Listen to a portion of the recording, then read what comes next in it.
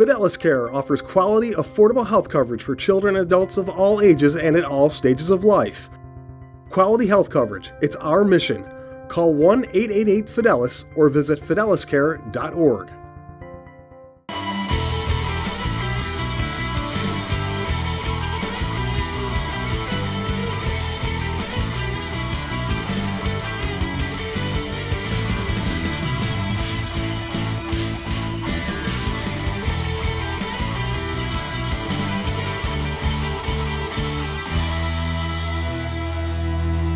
Hello everybody and welcome to the Fidelis Care College Sports Beat.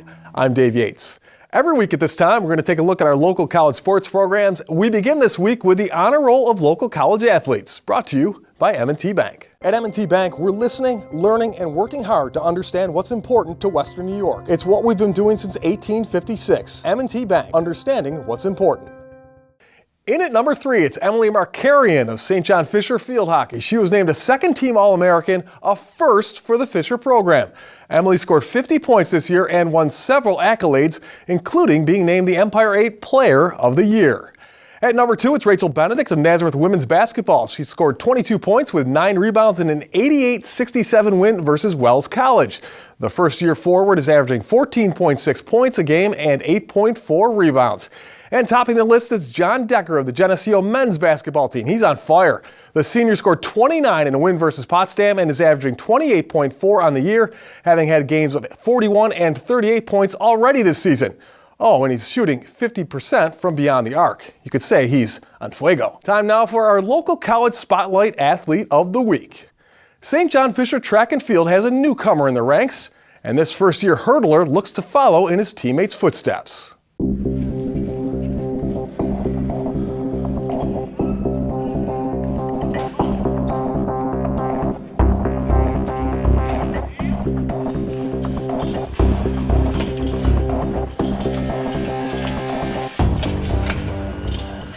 Mahana couldn't ask for a better start to his college track career. In the opening event of the season, he started with a second-place finish in the preliminaries, and then in the finals did one better, winning the 60-meter hurdles with a time of 8.49 seconds. Guess it's safe to say that he has hit the ground running. It was unexpected for me. I mean, I've always wanted to do well, and I didn't want to come in and not do well. But I mean, taking first at my first meet was really cool. It really goes, it's a credit to him. He came in, we brought him in early for cross-country season. That was really outside his comfort zone, obviously, but because of that, I mean, he's in phenomenal shape. He's as fit as he's ever been in his life. Getting out of the gate with early success like that comes with an added bonus. His time was good enough to qualify him for the ECACs, which means one less thing to worry about in the rest of the meets this season. It's a huge weight lifted off my shoulders. I'm now more relaxed. I'm not as nervous for each meet, because at Brockport I was pretty nervous. I mean, first collegiate meet, but then to go out and run an 8.49 it was pretty good for me. The foundation for his success on the track was laid in the fall when he ran cross country for the Cardinals. Even though it's something he did in high school, doing it collegiately is something completely different. But it's also something Eddie knew would pay dividends. I mean, I knew it was going to help. That was the main thing. When Coach Henson came to me in outdoor of my senior year in high school, he said, well, I think we should bring you and another athlete on the team back for cross country, because I think it made me more in shape for indoor. And I think instead of coming back in November for indoor, I'm more in shape. I'm more used to running at a collegiate level. And although XC isn't really my thing, it was still cool to be a part of the whole experience. The fact he was willing to do something so grueling is a sign of how much being successful at Fisher means to him. It shows his commitment to the program and to his commitment to be better than he was in high school. And it's going to be amazing to watch him not only indoors, but we're very excited to see what he's going to do outdoor, both in the 110 hurdles and also in the 400 hurdles. There's also a familiar face on the roster that Eddie can look to as a mentor and example of what can happen when that commitment and hard work come together. Peter Girardi, who finished second at Nationals in the hurdles last year, came out of the same high school, Cicero North Syracuse. You know, he's following in the footsteps of a former teammate at CNS, Pete Girardi, who's our junior, finished second at the national championship last year in the 400 hurdles. Oh, he's a tremendous mentor, especially him going through all of this, going to nationals, knowing what it takes to get there. getting second last year. I mean, I want to be like that. I want to be great like that. So, I mean, he's been all the help in the world. So, I mean, when we look at Peter Girardi, he's committed so much and he's sacrificed so much to be, to do what he's been able to do, which was, finishing second at the national championship as a sophomore. Pretty impressive. Just, by the way, 0.2 of a second away from the Olympic trials. So to have somebody like that to emulate and to kind of lead you and mentor you, I think was absolutely terrific. And so it's going to be fun to watch as Peter finishes his career here in another year, and then watch what Eddie's able to do, with that mentorship and guidance from Peter. I mean, we were just knowing each other through track. Like, at that point, I wasn't as tall as I was now, and I was just kind of the little sophomore running around doing hurdles, and he was a guy I always wanted to be like, so.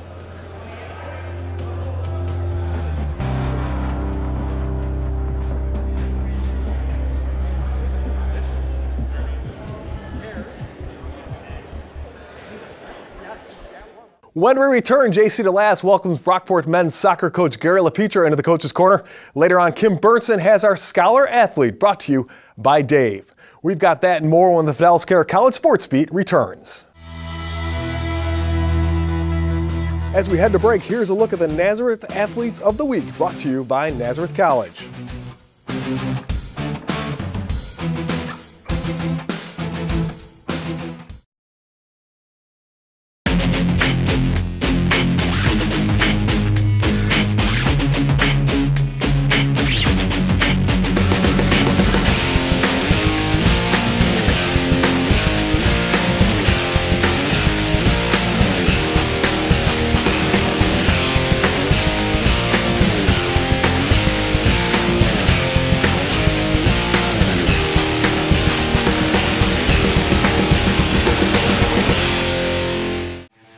As we come back from break, here's a look at the Geneseo Athletes of the Week, brought to you by SUNY Geneseo.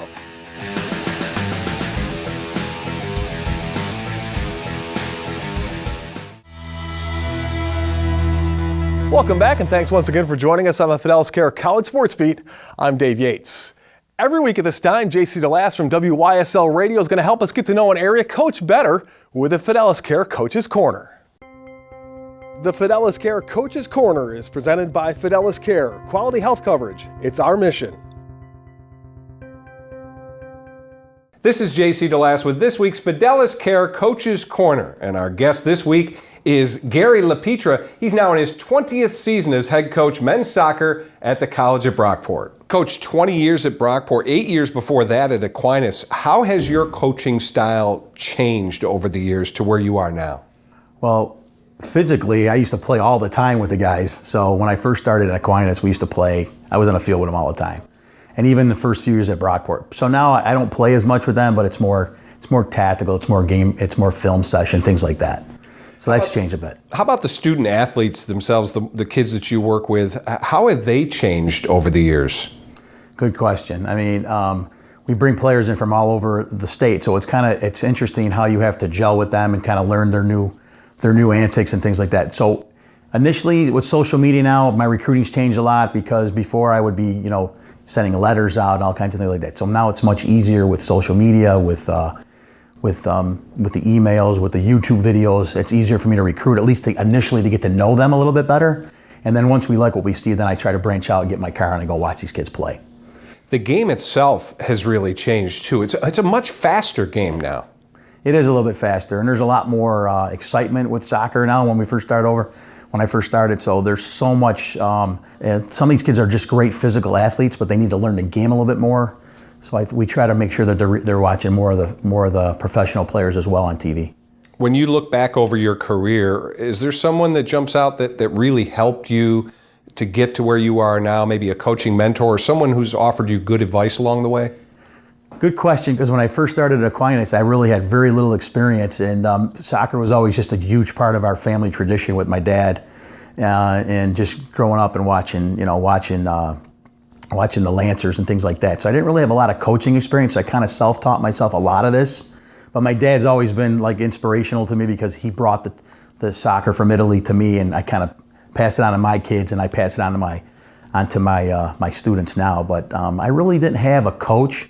I would say maybe Vic Carlson at Fisher. I mean, he was my head coach. He was the head coach at Fisher, and we talked a lot about international style soccer, and I kind of learned a lot from him too. So I'd say that's probably one coach that I would look back at. You mentioned family tradition. Your son David is a senior on your team this year. That has to be really special to be able to coach your son along the way, and now this is his last season. Yeah, I mean, initially I kind of took it for granted a little bit. Now it's kind of sinking in a little bit more because it's a senior year. But I've been very fortunate to coach my son and watch him mature, watch him do some great things for the men's program here. And now he's one of our captains. So it's been a long journey, because when I was first started here, he was like 2-3 years old, and he was just kind of had his little jersey on running around the field. Now he's in his real jersey and helping us win games. So it's been a great experience for the family. I would imagine some of those rides home have been interesting over the years. Yes, it has been. Sometimes it just tunes me out, and sometimes I try not to overwhelm him with things because I have so many ideas and thoughts, and just try to improve his game. But he's been just great in regards to just taking it in stride. I mean, initially it was difficult on him sometimes too, but it's been just the greatest experience, and I'm just very fortunate that I've been able to coach him at this level. Thanks for joining us, Coach. Yeah, no problem. Thank you. And thank you for watching this week's Fidelis Care Coach's Corner. Kim Burnson is up next with our Scholar Athlete, and later on we're going to take a look at the Nazareth men's basketball team and their connection to Section 5. We'll explain that and a whole lot more when the Fidelis Care College Sports Beat returns.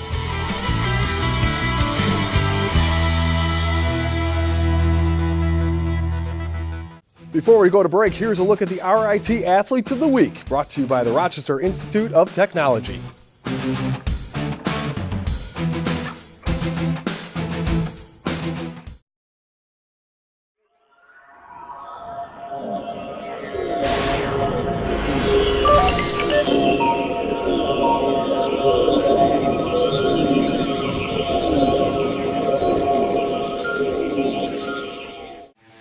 As we come back from break, here's a look at the SUNY Brockport Athletes of the Week, brought to you by the College at Brockport.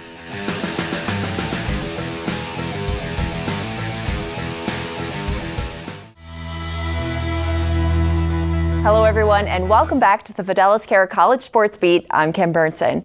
It's time now for our Scholar Athlete, brought to you by Dave Digital Audio Visual Environments. Where can you go to get expert advice and installation on TVs, sound systems, and automation for your home, car, or business? Come see Dave, Digital Audio Visual Environments. ComeSeeDave.com.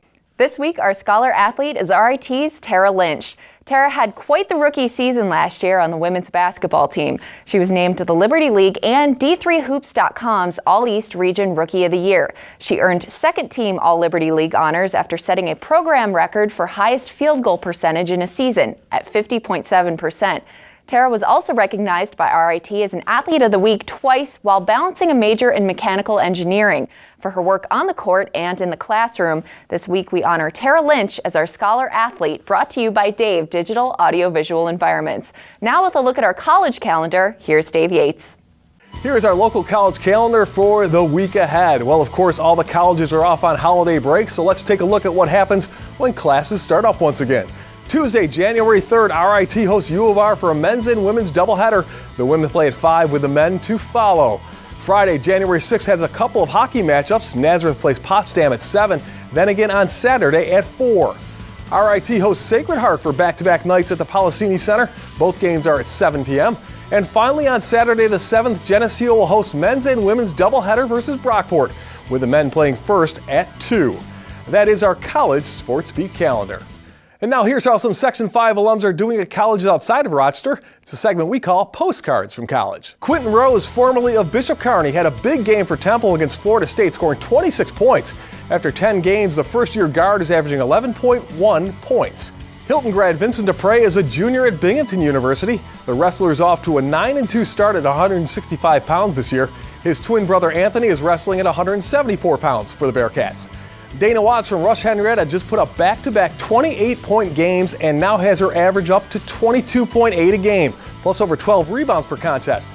The Yellow Jackets have won 7 in a row. And in bowling, Raisha Amon from Bloomfield is now a sophomore at Mount Aloysius, coming off AMCC Bowler of the Year honors in her first year, picking up right where she left off, being named MVP of the USBC Western Shootout, where she led all bowlers with a 2.09 average for the two-day tournament. Coming up next, it's our honor roll of teams, and later on, the Golden Flyers' emphasis on recruiting local talent is paying off. We've got that and more when the Fidelis Care College Sports Beat returns.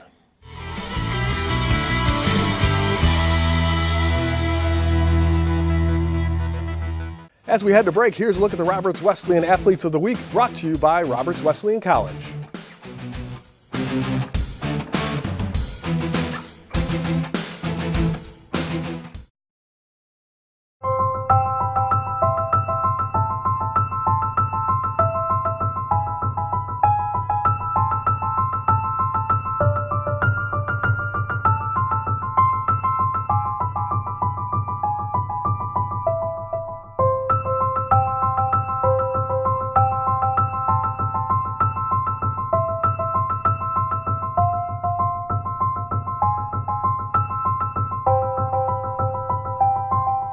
As we come back from break, here's a look at the St. John Fisher Athletes of the Week, brought to you by St. John Fisher College.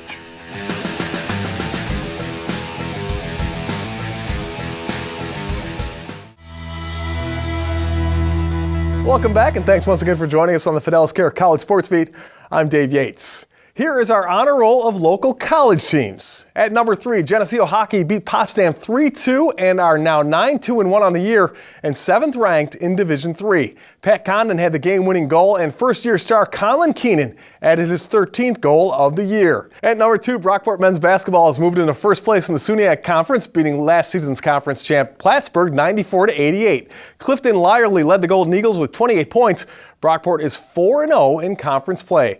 And topping the list is Geneseo women's basketball. They're now 8-0 on the year with a decisive 62-37 win versus Potsdam. Webster Thomas grad Kara Hooper led the Knights in points, rebounds, and assists in the game. And now it's time for our Spotlight Team of the Week. Nazareth men's basketball's outlook in the highly competitive Empire 8 is looking up after the Golden Flyers won their first 4 games of the season. Here's Bill Pucko. To really help today, right? We're going to do one drill where Tyler's going to coach one team, and Zell's going to coach a team, and Josh is going to coach a team. I don't know who my money's on. Coach Lizard. 22-2. Let's go. Great enthusiasm yesterday. Same today. Go ahead, Tyler. Naz on 3. 1, 2, 3. 22-2. Let's go. Go ball! Jake, you got ball, dude! Yeah! Coming off a 17-9 season, Nazareth is off to another good start. Losses to RIT and the U of R in the Mark's Pizzeria Crosstown shootout notwithstanding. But it isn't just that Nazareth is winning games, it's how. With local guys. 6 Section 5 alums dot the Flyers roster.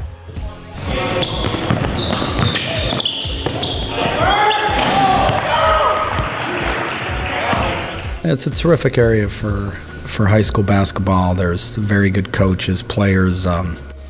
Tyler played for Chris Carden, one of the longest standing coaches, and we start our recruiting looking right here close to our campus, and we've had a ton of very good players from right in Section 5. Tyler is Tyler Stengline, the best of the bunch. Of that, there can be little doubt. An Irondequoit High School grad who currently leads Nazareth in scoring with 21 points per game, rebounds, and steals, while playing better than 34 minutes in each of the team's first 6. Stengline's a junior coming off an Empire 8 Rookie of the Year season as a sophomore, after losing his entire freshman year to a left leg injury, after losing his entire senior year at Irondequoit to a right leg fracture. Rehab was really tough. It was just long and tedious. I had 4 months where I barely even moved. It was just kind of making sure that the leg didn't get hit, didn't get touched or anything. And I lost a lot of strength from it too. Spent a lot of time working out at Want to Get Fast in Pittsford just to try and get my strength back up to where it was before the injury. Well, it's something that I wouldn't wish on anybody, to miss every game of his senior year in high school after being an all-grade Rochester player and then missing his first full year at Nazareth where he wanted to play really bad. He just couldn't play. That's how bad the injury was in 2 years. But I do think it's, he was a tough guy to begin with. I think it's made him even tougher. I do think sometimes it helps guys appreciate the game even more. That appears to be the case with Stenglein, who prior to his high school injury figured he'd be playing D1 at Colgate or Bucknell perhaps. But it is working out well for Tyler. Those 2 years where I was hurt, it was really tough. This is the sport that I've always dedicated my life to.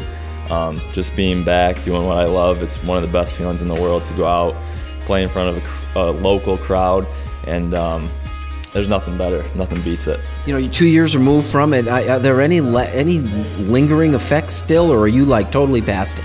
Right now I'm totally past it. Last year was still that mental part of it that you kind of had to get over. But now that it's been kind of 2 years since the injury, I'm pretty much past it. Don't even think about it. I'm just out there playing and having fun. With all this experience in the training room, it seems only natural that Tyler would be a physical therapy major here at Nazareth. I've done physical therapy my whole life. I had injuries in middle school, high school that obviously needed the physical therapy, so I think that's where I got my interest in it. I'm happy to be a physical therapy major. It's a great major here at Nazareth. Just looking forward to doing that down the road. A road which has 2 more years of basketball with the Flyers on it. Bill Pucko, Nazareth College, for the Fidelis Care College Sports Beat.